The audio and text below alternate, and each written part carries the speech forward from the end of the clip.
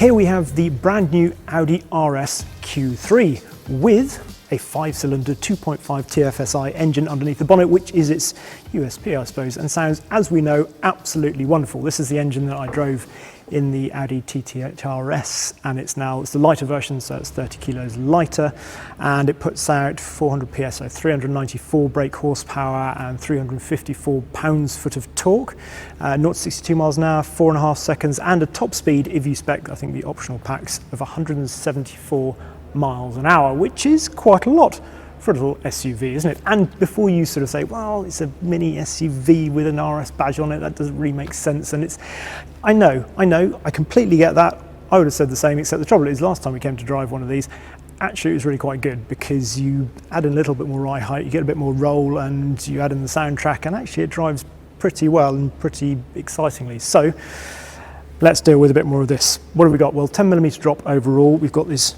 10mm wider notches just there. Steel brakes on this car, but you can get all new carbon ceramic brakes on it as well. Inside you've got more Alcantara, you've got new seats for here with some, again, Alcantara up here, which you can have in different colours, black, blue, red, and there's the grey in there obviously as well. But the other car I want to show you, because there are two cars here, and what's over here?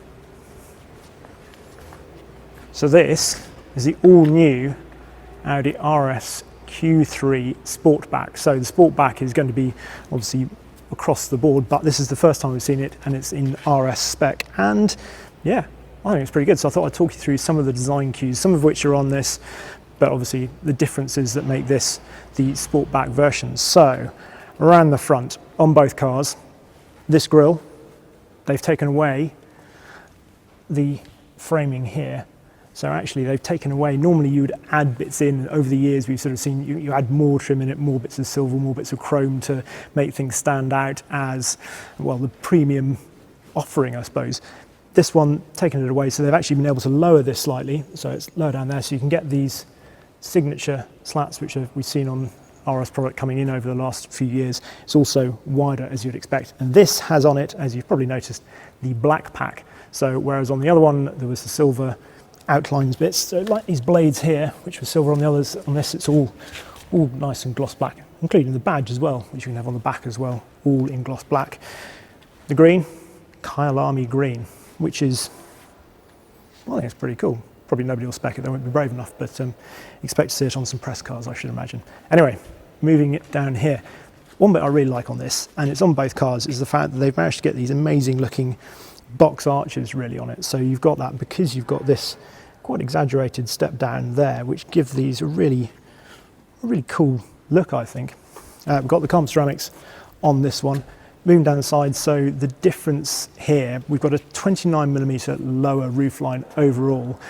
And the big thing, talking to the designer of this car, he said what they've been allowed to do with it is they've redesigned it from the A-pillar backwards. So sometimes when you get these cars and you get the sort of the coupe version, generally it's only from the B-pillar back that they're allowed to redesign, which is obviously then quite hampering because you get the very aggressive sort of look to it in terms of the way it slopes back. This, much more cohesive overall. I think there's a little bit of a sort of Lamborghini Urus look about it, sort of shrunken down, not obviously quite so sort of angular, I suppose.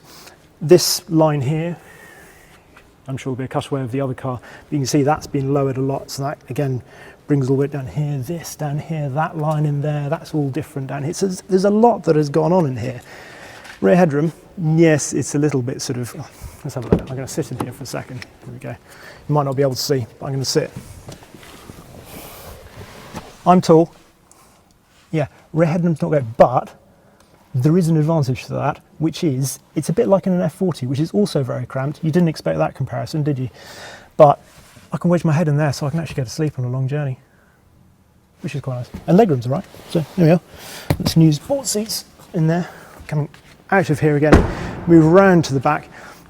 Not such an aggressive look to the spoiler on the Sportback as there is on the standard Q3, but yeah, same size boot space because these lights have moved further back again to give a better sort of look to the rear, and it's got the same amount of boot space in it as well. Exhausts, two big oval exhausts for the first time on the Q3. All the better to hear that 2.5 5-cylinder turbocharged engine, which still has to be one of the best engines on sale, as we know, because it keeps winning awards. So there we are. That is the RS Q3 and RS Q3 Sportback. Let us know what you think in the comments below.